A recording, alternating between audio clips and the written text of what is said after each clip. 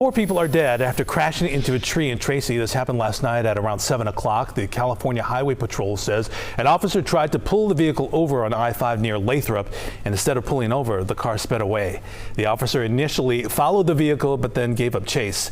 A short time later, the same vehicle was on Interstate 205 and exited at Tracy Boulevard. Officers say that the car crossed the intersection, left the road, and then hit a tree. All four people inside were pronounced dead at the scene.